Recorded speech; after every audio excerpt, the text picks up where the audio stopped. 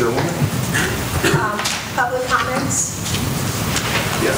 Okay, do you want to go to the podium, please give me your name and your address? Yeah, just a couple of quick things. George Popovich, I live on Stratham Loop. Okay. And first thing is the aerator pump on lake number 7 is out. I don't know if you're aware. That's Tammy Drive. Behind Stratham and Stony Brook Drive. The second thing is, great job, by the way, on the royal palms and the bottle palms, you know, coming in the meridian. But the lighting, I don't think we're maximizing the effectiveness. If you come in at night, the palm trunk is like this, and the lights are shining right at the base of the trunk. So it looks like they installed the lights during the day and never came back at night to adjust the lights. John, can we... Because they should be going up the trunk and on the foiler. Are you talking about the bottle palms or the... All of them. They're all pretty much shooting up at it. Okay, well, let's just... Well, I think look at night. What happens too is, I was thinking about doing this, is I think we need to go and buy all new bulbs and start with a fresh batch, because I think some are older than others and they're not shining as bright, and some even have a different like hue color to them now. I've noticed that, and I wonder, so, and in doing that, we would go and obviously have to readjust everything, so that would be a good process. Time. Okay. But even if you look at the lighting fixture itself, most of them are pointing right at the base of the trunk instead of shining up. Okay. The light fixture themselves. John, can you buy the bulbs and take them? Just take a look at it. Yeah, it'd be probably going to be about $200-300 to get all one new set of bulbs. Okay, very good. Thank you. Thank you, George. Does anyone else have any comments? Okay, let's get started. Oh. Yes, please. Your name, please. Ashley Monge, M-O-N-G-E.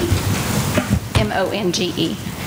I live at 21675 Wyndham Run. First, on behalf of my husband Mike and I would just like to apologize for the time and energy and resources that have already spent on this matter of the cypress tree removal. Had we known that there was an issue, we would have been happy and welcomed a conversation to discuss and explain or show in person what we were dealing with. We've lived here in Stony Brook for over 20 years. Our kids have been here all their lives. They've grown up here. We love Stony Brook. We are not rule breakers or problem causers. We truly love Stony Brook. It means the world to us. We've lived here the entire time I've been in Florida. Cypress trees located in the back of our home have caused literally the entire backyard to be covered in these. They go all the way up to the screen doors and to the foundation of our pool and lanai area.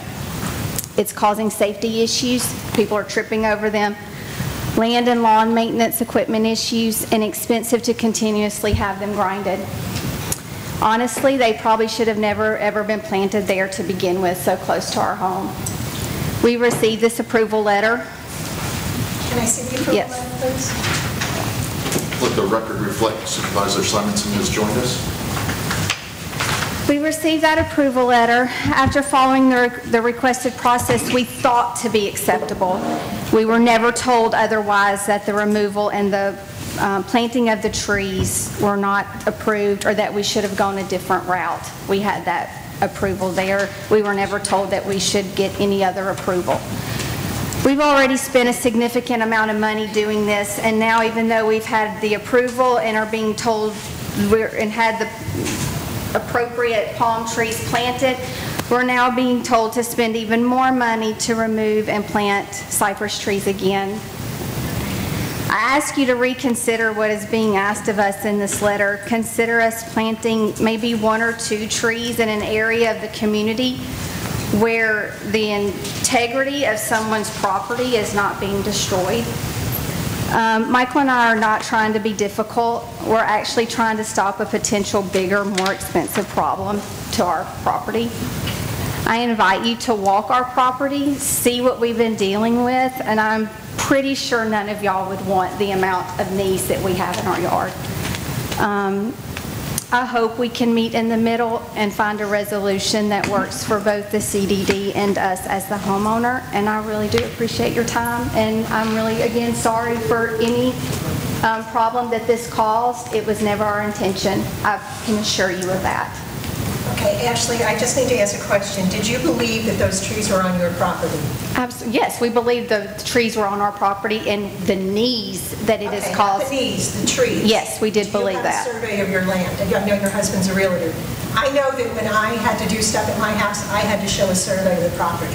So I will have to deal with the HOA, but no, they had no right to approve something on the CDD property. And quite honestly, your property doesn't go to the lake.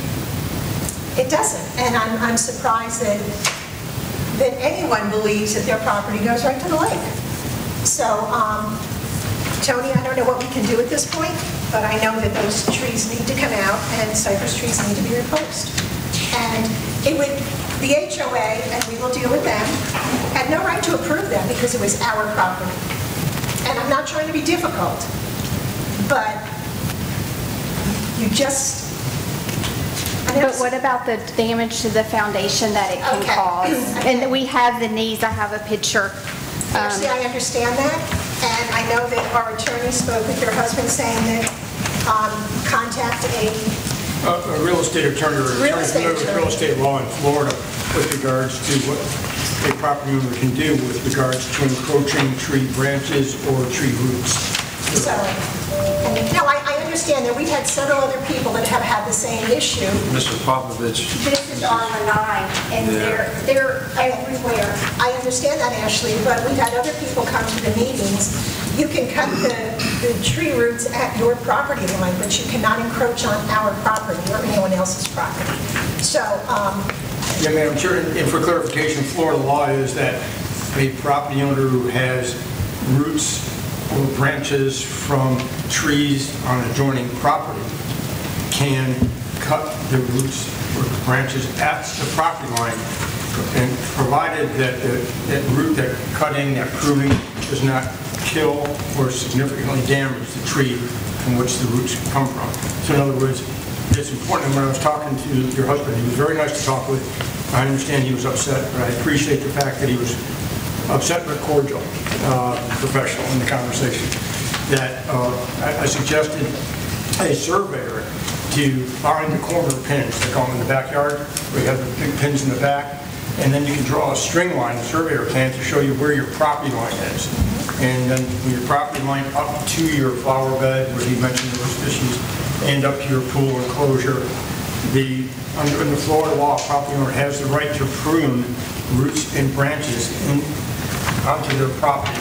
So you can't go onto somebody else's property like the district's and prune it. You can't go on the district's property and remove. And that's contiguous. There's two tracks behind your house. Both of them are owned in fee simple by the CDD. So I think we've got two issues here. We have the issue at hand with the munges, but I think we've got an overall issue with these cypress trees and how we're going to move forward. It's easy to say, well, that's the law. You can cut the roots, but you can't kill the tree. We've got trees planted in areas that are going to be a problem. They're a problem we inherited. Basically, my understanding of the problem, or the trees themselves, they were basically planted to appease the county for some kind of ordinance, because we've cut down probably thousands, if not tens and thousands of cypress trees, so we're going to plant 15 on a lake somewhere. Well, to give the fish... no, for it's uptake, either littoral plantings or cypress trees. You're talking about Lee County at the time. I get that. Has littoral planting requirements, and cypress trees can qualify. We planted littoral plants, and we also had to put fish in there that ate all the damn plants. So, that's the hypocrisy we're dealing with. And that's the hypocrisy that they're dealing with. And, I'll be up front. I've got 2 cypress trees in my backyard. Knock on wood, they're not a problem right now. But it's certainly something that I'm kind of starting to look at going, okay, so, well, yeah, I can cut the roots as long as I don't kill the tree. Well, yeah, that's the law. But I really think we need to think of something a little better. Is there another direction? Can we take the cypress trees out and plant something else? Because I think as a community, it would be worth it both to save this kind of crap and also The lake future management issues. plan does provide a palette of trees. There are 5 or 6 different trees that are acceptable. Cypress happens to be one of them. Hollies are another. There's a certain kind of palm. There's a few others. Okay. But the palms that were planted are not part of that. That's correct. The palms that went in are not part of the, But we went the process that we thought. Okay, And but they you got did it. approval from somebody that didn't own the property. Right, but- Excuse me. So we need to work with the HOA because, you know, they approved something that was not theirs to approve. And I have to protect the CDD property. Go ahead, So John. who protects the homeowner? Well, you need to know where your property line is, okay? I mean, I know when I put a pool cage up, I had to show my property line, even though the cage was going exactly where the other cage was. So I'm not sure, and again, we're going to have to work with the HOA on this issue, but those trees that were planted are not the correct trees. Are the trees that were planted on CDD property or on the Monjas property? CDD property. Okay. So, John? To her point, though, she was told wrongly by the HOA that she could do that. So the HOA has some culpability. Oh, absolutely. You know, it's not like they should just be out all this. I mean, there is, if she thought that they were doing the right process and she was given, I mean, I understand. What are the damages here? What are you seeking and what are the? Well, the thing is, the trees that are there are not part of I understand. that. So we need to put the correct trees there, Okay. number one. So that has to be. We're not finding them, are we? We don't have finding authority, but we do have the ability, again, as Chuck mentioned, that there might be, there are 5 types of trees, Chuck, that qualify, and whether or not the village would accept replacement of one of those, like holly or yeah, palm the tree. village will accept that. Okay. I've already had that dialogue between the district's engineer and the village reviewer. What they do recommend is you stay away from the hollies, even though they're on the approved list, you stay away from them. They're just not terribly attractive to begin with. So That's a one for one. one for one, as long as you're less than 11 trees, you don't need to pull a development order or permit. So. I think what you were asking, how much have you guys Go back spent? on the CDD property? How much have you had to spend so far? So we spent $1,000 to remove the trees, $2,500 to plant what we thought were approved palms, and approximately $800 to $1,000 for stump grinding that we're still not done with. Well, Well, half of those are your responsibility, obviously, the stump grinding and, But that's because of the trees. right, but every homeowner has to deal with Right. that. That's their responsibility on their property, so, go ahead. And that's where I was saying is I think we have 2 issues. I think we have an issue that we need to discuss with the Monjas and get that cleared up, whichever direction we go. But I think we need to take an overall look at this. And even to the point, if it is something where we take the cypress trees out, we plant something else, or can we take the cypress trees out and plant cypress trees somewhere else, you know, to that? But there's got to be a better solution, because she's not the first person to come in here with that I issue. think this is the Right. third in a year, isn't it? And that's just the people that are showing up. right, and the thing is that we need to set the standard here, and we've discussed this at many meetings, and the comment I get, well, I don't have time to go to the meetings, I don't have time to look at the videos, I don't read the newspaper. If you're not willing to participate and do that and learn what needs to be done in the community, I can't hold us responsible for your expenses. Just hear me out. We will have a conversation with the HOA because they had no right. I mean, that would be like me going in and pulling your flowers out of your front yard and deciding that I want daisies in there. You know, but it's not your property. Well, you know, so we need to work with the HOA as far as how they're approving things. And I'm not sure why they did not ask for a survey. Because like I said, I know I had to get a survey when I did my pool cage. I had to give them a survey when I put up a flagpole. So, don't laugh, Tony. So, you know, we need to work with the HOA, but those trees need to be replaced. So I'm not sure at whose expense, and Tony, I don't know how we can. Well, I guess one approach, from Chuck's perspective, and he's double checking whether the 11 before it triggers an LDO or DO requirement with the village, whether it's in the aggregate or on an annualized basis or however, to the point where we go a discussion about a more global approach to the stormwater management system overall. But the board has the ability to tell the Monges, those palm trees are not acceptable palm trees. Here's a list of the 5 types of trees that are acceptable. You don't want cypress. Chuck doesn't recommend holly. I don't know what the other 3 are. Or the board could look to the alternatives and whether or not cypress trees can be planted elsewhere in clusters, but that may require an LDO from the village, because now you're changing the whole plan. And modifying the... It's like it's more expensive, and/or doing other littoral plantings of the lower vegetation type. Right. Again, that would probably require an amendment to the development order for that lake or pond overall, which costs us more money to do that. So I think the choices are, from the board's perspective, if the board wants to not take it all, put the cypress trees back, just look at the list of other trees, still take out the royal palms, because those are not acceptable. The trees actually consist of lime and laurel oaks, cypress, maple, /pine, and cabbage palm. And it's the maple to stay away from. Oak trees are very happy also. Oh, yeah, as we all know, oaks get carried away after about 20 years. Yeah. They will find the water in the pool after about 20 years.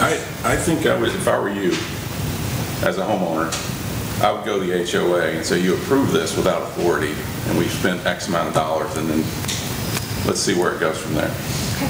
So do they have to? And those palms are fairly new. You should be able to get those replanted. They should be able to swap I would those think out. so. Yes. So that's where I'm coming. It's like there's no reason to cut down more trees. No, just... So I mean, if those palms can be there, let them stay there, and then figure out a different tree to put them. They're the wrong palms there. Those palms No, need we to just be... got ours planted and The palms need to be replanted someplace else, and 2 other trees need to be put there. And Elizabeth? Yes. We need to talk to the ARC, because they approved the removing of that. And like I said, I had to give... both the request and the C. Okay, because I had to, well, they had a letter where it approved. She has the letter where you... I know, but I just wanted to request and what went on. Okay. Stan and I will take a look at it. Okay, because at this point, and like I said, I know I had to give a survey when I had my pool cage done. I think that's something that the HOA really needs to do with anything being done, is get a survey of the land, because where the trees are, and most likely where their property ended, was nowhere near their property line. So people need to understand that. Stan and I will take a look. Okay. One approach could be for the board to table or continue this to the next board meeting for the Monges to come back with what they propose to do, because ultimately the plantings are in district property. It's not just an easement. It's owned fee simple. So that they come back and say, looking at the list that Chuck indicated of acceptable trees for littoral plantings, for stormwater management. Can you get Ashley that list, or If I have, can you take a picture of it, or can you email it or something? So they need to obviously know what they can. So Ashley, I would suggest that when you get the list of trees, Elizabeth and Stan are looking at the ARC approval, and come back at the next meeting and we'll have a decision. So I know we gave them, 7 days in the letter? I was going to say, the letter said 7 days. Okay. So I think it's absolutely fine for the board. We will table to see that until if the next They can obtain a meeting. resolution. And what I would suggest is you give Mr. Adams your email address on your way out, and then he will send it to you, copy myself, and with the list of acceptable trees. Thank you very much. Is there documentation that says the minimum number of trees per square foot or around the lake? Chuck is pulling up the plans now as we speak.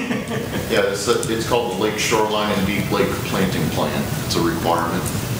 And yes, it goes through and it identifies lake numbers and number of trees. So I can view the lake number behind my home and see what the minimum is? And if the trees are on the district property, you need to have the district approval before you can remove them or do anything. No, I understand that. But when I was talking to John previously, he said, it looks like you have plenty of trees to satisfy the minimum requirement, even if you got rid of these trees. But you still have to, That's what I want to find out. but you still would I have to don't have. know, is that, Not if I got it, but if it was approved to be, you know. yeah, I don't know that was with the knowledge of what the plan said. Just a visual, I'm sure. So, And I don't know about the rest of the board members, but I can say in this particular case with the Monges, my interpretation was we had a resident that just went out and cut the trees down. Had no approval from any source whatsoever. Right. So they actually reached out to me yesterday, and I was kind of like, oh, really? So the ARC gave you approval. So again, I'm not saying it's the right approval, but it's not like they didn't do any type of due Right. diligence, or they just decided we want to get rid of those trees. right, so that's why I'm saying that Stan and Elizabeth will get to be, and Elizabeth, let us know what the approvals were and why, because in speaking with, the office, they were saying, no, they had no approval to do any of it. So again, we need to go through all of that and come back at the May meeting and make a determination.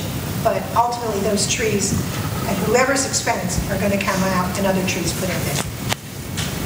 Okay. Any other resident comments? Hello, good morning. My name is Lucas Sipos. We are living on the Chaplace Lane, and we are one of the first to move in the Stony Brook. We moved in 2002. Is this your address by chance? Oh, Dr. John? Yeah, I spoke with him earlier. Oh, I do see. Yeah. We have a huge tree by our property, and we have also fire hydrant over there. You can see that, how close it is. And I came last week just to find out what is the right thing to do with the tree, because we never had that experience. And Mr. Stan, he advised us to go to firehouse just to find out, what is the right and wrong to do. And I stopped by the firehouse and I showed them the picture, and they said, no, you have to talk to CDD, not, HOA, yeah. Okay, yeah, you have to talk to these people. That's the reason I'm here. But I was told, I don't know if it's a right decision or wrong decision. We have to go to City Hall actually for approval, because they have to contact utilities company. Yes. We can have a problem with the water. It's so close. If you can check it out, please, because I don't know what to do. Is the tree on your property? The tree is on my property, but fire hydrant is there, and we don't plant the fire hydrant there. We don't plant the tree. But when I got an estimate for one of the companies before, you see what they said over here. Like that interfere with the lines over there. We don't want to be responsible. Anything happen with the lines, if they break them or something, we don't know, anything can happen. If you do call before you dig, okay, it's a toll-free number, and the contractor should do that. Okay. They call that number, the utilities companies will come out and mark everything. Okay. The water company, cable, internet, all of that stuff will get marked. Once that's marked, if anything breaks in the process, the utility company that is needed, whether it be the internet, they will come out and handle it, no charge, because you called before you dig.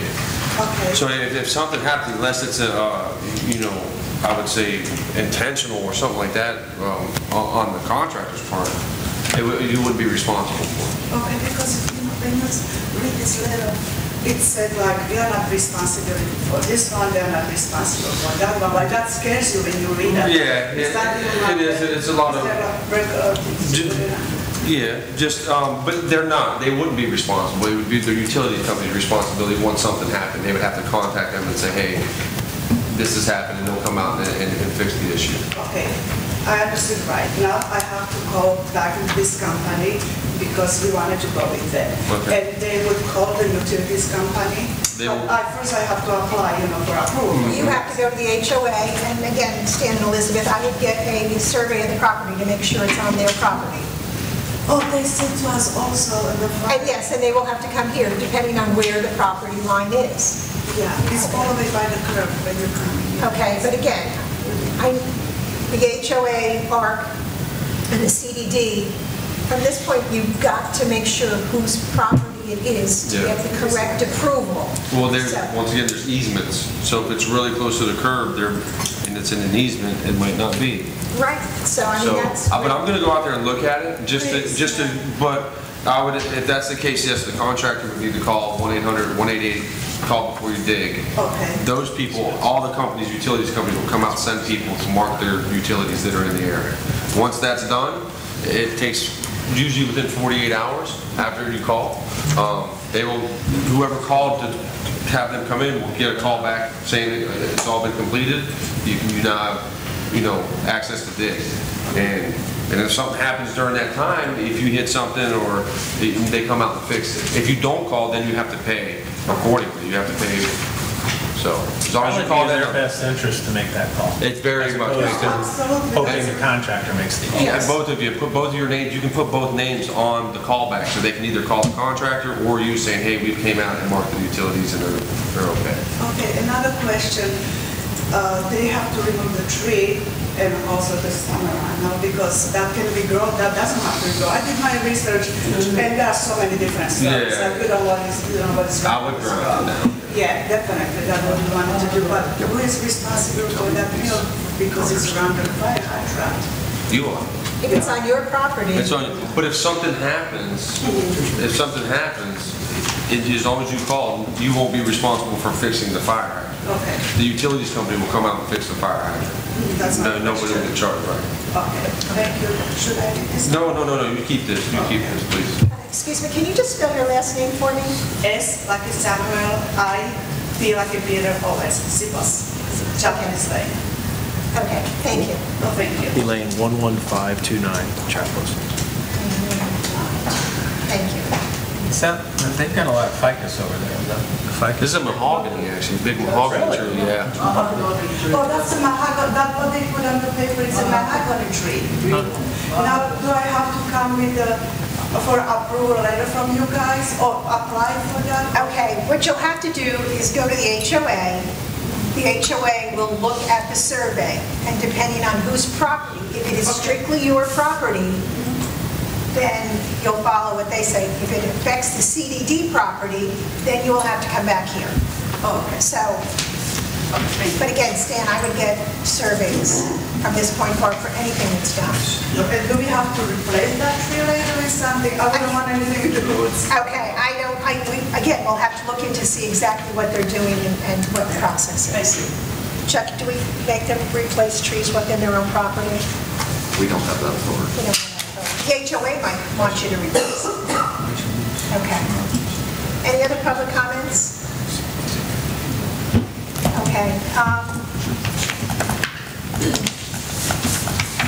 Jeff and John, before we go to you, I just want to, most of you have seen via Facebook that there was damage to the ball field over the weekend. I was contacted by Tammy last night, and I was in contact with one of the fathers of one of the individuals that did this damage. They are willing to pay for the damage.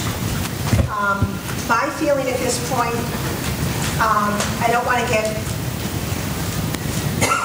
difficult with all this, but I do feel that this was malicious. I do feel that we should file a police report. I have the Lee County Sheriff here who is the liaison between First Stony Brook, and I have spoken with him. A police report needs to be done. This is not the first time this has happened. And in my opinion, people are like, oh, we'll fix it, and we don't do anything. Oh, we'll fix it, and it happens again. Oh, we'll fix it, we'll pay for it, and it happens again. I don't mean to be difficult, but these kids need to learn that it's not, oh, I can screw up, I can destroy something, and I'll pay for it, and it all is fine. So for the board, I'm just asking your opinion. Can we make a rule that if we're vandalized for any reason, we automatically file a police report? Absolutely, I believe we should, because this has gotten too far. I mean, we had the kids, we had the flags run over. Yeah.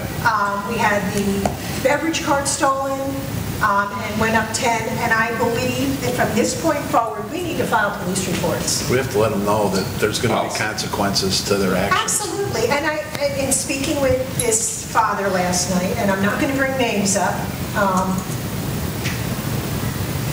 he said, I will get them to fix it, I will have somebody come out there and fix it, these kids are going to pay for it. That's great. But I think in the past, we've let people pay for things and not file the police report.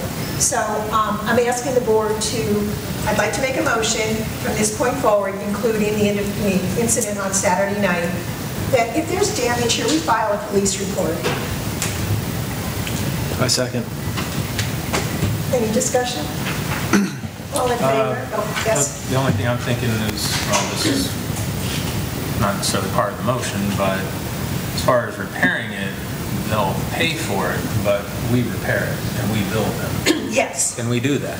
Yes. Yes. I don't want them to bring another contractor out like that. No. We repair it ourselves and we bill them. Right. So they have to agree to pay whatever our costs are. Right, and when I spoke with Is this... that all right with you? I'm fine with that, but there's also the HOA element too. Remember, like the ball field, we just maintain that for the HOA. So it comes to a point the HOA needs to make a decision on what they want to do with their ball field, right? Do they want me to sod it every time, or do you want me to top dress it? And that's their decision. They don't pay us to, babysit. So Yeah. they need to figure out what we're just paid to maintain it. Right. And they would probably also would need to join in on making the filing complaint with the sheriff's department as the owner of the property. Right. So I will get that started. Can we even file this since we don't own that? I'll work with the HOA. Yes. With regard to that, they'll have to file it. Yes. They're the victim because they own the property. Right, We just automatically notify the HOA, right, let them make the decision. okay. But anything that's done on the common areas from this point forward or on the golf course, I want a police report done immediately. And then these kids have to learn that this is not, Does the a slap motion on the need to designate CDD-owned land? Yes. Just to be technical? Yes. To be clear in the Right. future, yes. Okay. Okay. So the That's why I motion, brought that up. oh, no, that's fine. No, that's fine. So the motion would be that from this point forward, any CDD owned land or, the common area we maintain. But No, that's- it'd have to be district-owned land. Okay. And On the district-owned land, that if there's any vandalism, that a police report would be filed. It's been seconded. All in favor? Aye. Opposed? I will contact the HOA. I did speak with Tammy last night. I think you need to file a police report. These kids need to know that this is not a slap on the wrist. Tammy has the name of the individuals who did this, and the father. The father did say that he would have a contracting or landscape company come out and do it, or the kids could do it, or they would pay for whatever it costs. So I guess John can give you a cost of what it will take to repair it, and you go to the HOA and figure out how you're going to pay for it, or contact them. But I think you need to file a police report. I personally agree. Yeah, I really do, because these kids are going to run rampant because it's a slap on the wrist. Sheriff, can I ask a question for you? Sure. How do these police reports follow the children? Obviously, children are going to make mistakes, young teenagers. How does that affect their record? How does all that work? Well, again, you file a police report, the HOA files a police report. They'll do the investigation. Obviously, in this case, they've already owned up that they were. So if they make restitution, that would be up to however the court looks upon that, how then restitution is made. That could be the end of that. And then, of course, when they turn 18, they're right. Okay. It's similar to that case we had last year with the individual that took the golf cart. We filed the police report, they did own up to it. We opted not to pursue it any further. We opted not to press charges. Press charges. We filed a report. We filed a report, and at that point, we didn't press charges, but if this individual did anything before they were 18, it all came back. So again, this would be the same. You would be making It's a restitution. deferred charge. It's a deferred charge. Yeah. Usually if they make restitution, they make you all. Okay.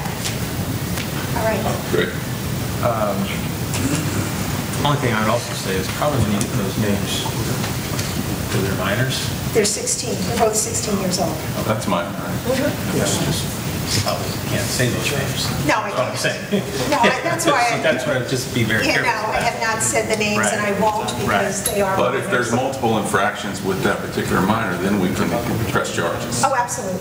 And if you don't press charges to begin with, the original infraction never happened. You have to have a paper trail. Yes, we have to have a baseline where it starts. Okay. All right, John and Jeff, I'll talk to Elizabeth after the meeting, so we can go on with the rest of the agenda. And Sheriff, I think we're okay. Thank you very much for attending, and we'll be in touch. Thank you. Okay, thank you. Okay. John, you're on. I'm going to hand down this this pamphlet here from Illumigard. It's just actually from Carter Fence. So on the front is what style of railing that's going to be going up. More than likely, we're getting a quote from Carter Fence right now, but that was the style we picked along the back patio. And these are the two colors of choice. Obviously, white's a color of choice, but I told them don't even give me that sample. Bronze only. So the Florida bronze is that, and then the black. That's just a color. I haven't received the quote back. They came out last Wednesday, so I'm still waiting on that quote from them, from Carter Fence. As far as our fencing that's to go up next to the cart barn for the golf carts, that vinyl fence, the permit is still in review with the Village of Estero. Per Superior Fences, they just called this morning and checked on that for us, so that's what they told me this morning. No, actually, what's going to happen is the steps are so wide. We're going to cut it into thirds because we've got the bushes here, There'll be a railing and a railing. Two railings kind of cutting it in thirds. It's so long and expansive. You just put one in the middle, it almost looks silly. Like, you know, so we did it in thirds and put two, and now you have 4 pathways, you know, up and down. Yeah. So I just wanted to show you that.